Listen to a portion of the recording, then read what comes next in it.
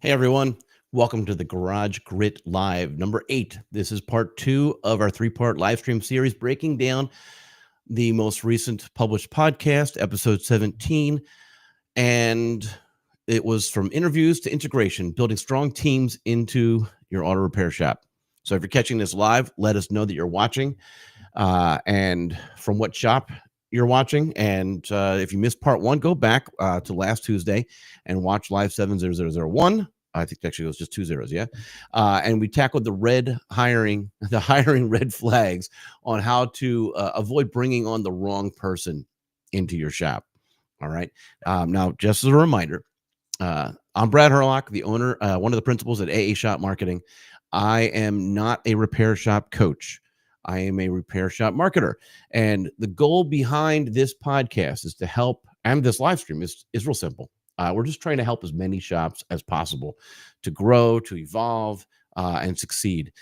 And that mission lines up with what we do every day at AA Shop Marketing, because we're trying to help shops generate more traffic, more visibility, and ultimately more cars, more revenue, more cars in the bays, more revenue in the shop, right? So if that's something that you are also working on, I've got something for you. If you're watching this and wondering what to do next with your marketing, I am happy to help. I'm not here to push proposals on you unless you ask for one. I'm not going to send you a 50-page report unless you really want to go cross-eyed and get a headache. What I will do is run a few diagnostics and help you figure out what your next best step is, something that you can do on your own, act on yourself with or without me, doesn't matter, because the point of this step and the point of this process and the point of this whole live stream and podcast isn't to sell you stuff, it's to move you forward. And so if that sounds helpful, drop a comment, DM me, head over to aashopmarketing.com, and let's have that conversation. All right. But let's jump now into the live stream, the reason that we're all here, right? So episode 17, I talked to 3 awesome guests, Jen, Mark, and Chris. And just as a side note, we're going to be dropping an interim episode coming up soon where I interviewed Chris on a one-on-one basis, as well as another one-on-one that I had. And we're going to be calling those additional series that we're going to be sliding in between the monthly panel podcasts. We're going to call that those additional slide-ins, the origin and impact stories. And our goal is to allow you to hear from the stories behind other shop owners and hopefully get some inspiration, get some new ideas, as well as just hear from them directly. And sometimes, as it is with this situation, the origin and impact story interviews are going to overlap one of the panelists. And so, as I mentioned, Jen, Mark, and Chris were on episode 17. I had the opportunity to do a one-on-one with Chris. And so that'll be dropping shortly. I don't have the date, but pay attention for that. Back to episode 17. Jen, Mark, and Chris all had somewhat different approaches to the hiring process. That's why it's worth checking out that episode. But they all agreed on having a strong onboarding process. The onboarding is key to the whole process. Most shops just kind of rush it or skip it altogether, and then they wonder why the hire doesn't stick. So we're unpacking on this live stream. We're going to unpack a simple but effective onboarding process and what that looks like, and how to set a tone for the success of your new team members.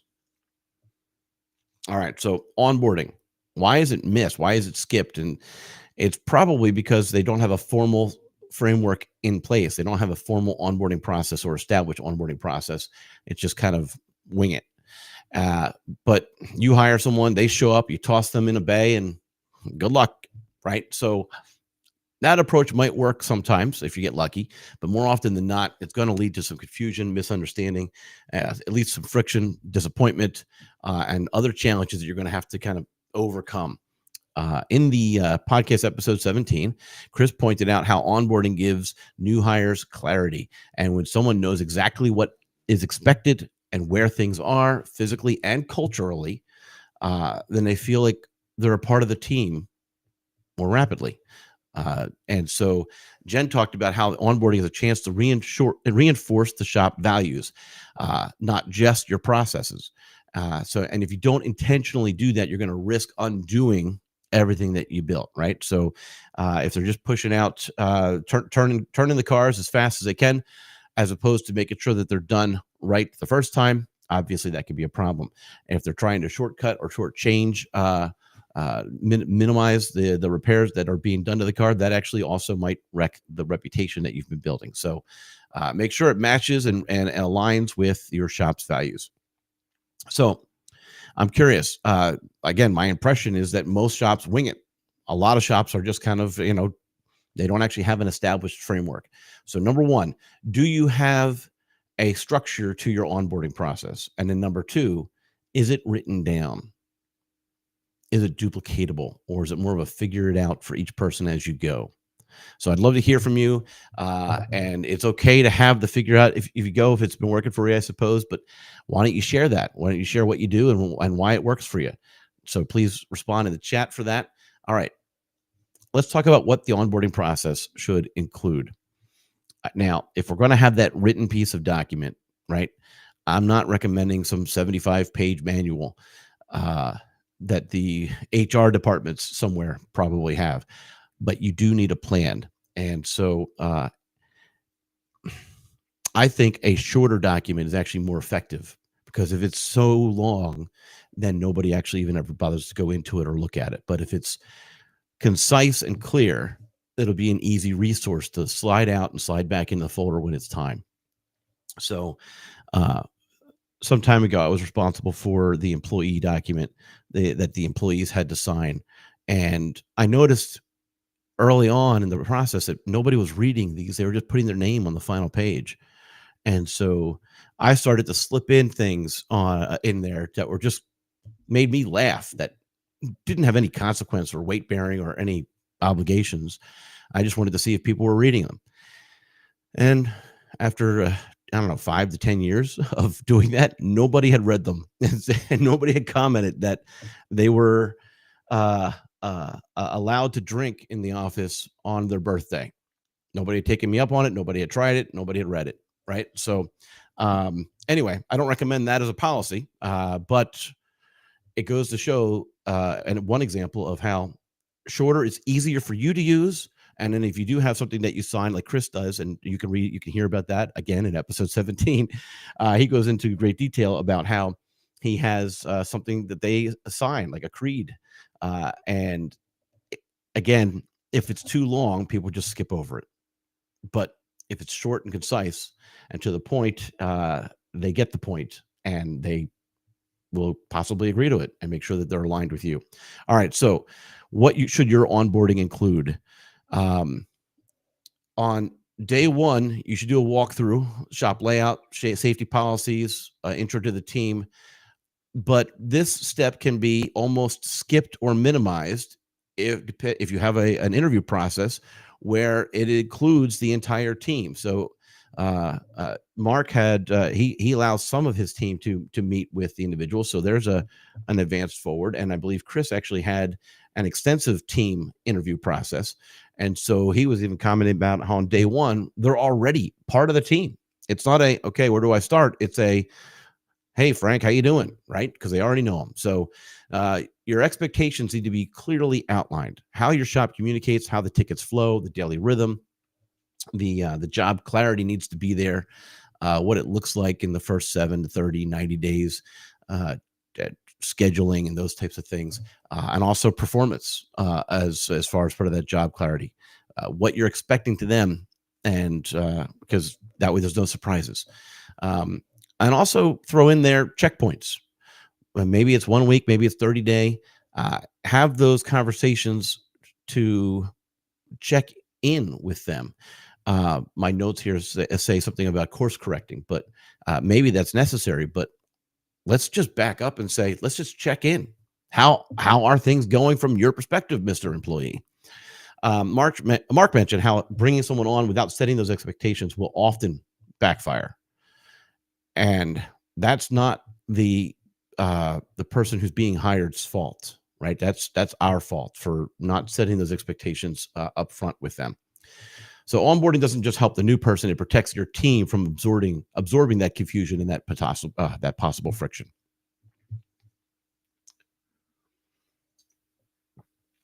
So, what's one thing that you think we should add to this onboarding outline that has made a difference? What's one thing that you need to work on a little bit more? feel free to post those things. And I'm very confident that people will reply to you with additional ideas. All right. So now that you've got the people in your bays and your bays are ready, your people are in the bays, but your car count isn't where it needs to be for the number of people that you have and the space that you have.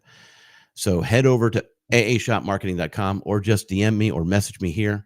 I'll help you figure out your next best marketing step. Again, no pressure, no pitch, no just winning for everybody. And let's now talk about cultural integration and technical training. So it's the technical training part is almost obvious, right? Lots of shops solely base their efforts on the technical side during the onboarding, the tools, the procedures, the policies. But what breaks or makes a hire usually isn't the technical side, it's the cultural side. What does your shop look like? What is your shop culture? How is it defined? How do you communicate? What's the tone? Are the members encouraged to speak up, or are they yes men? Are the conflicts avoided, addressed? What's the situation? So Chris emphasized that if somebody doesn't feel like they fit with the team, no amount of talent is going to keep them there. And he actually also talked about how if he doesn't think that they're going to be a fit, he doesn't even try to make it a fit. Like, the right fit is more important than a body in the bay. So part of the onboarding is about integrating people, not just teaching them where the torque wrench is, but showing them what kind of shop they've joined, showing them what type of people are here. How do you introduce new hires into your shop culture? Is it something that you just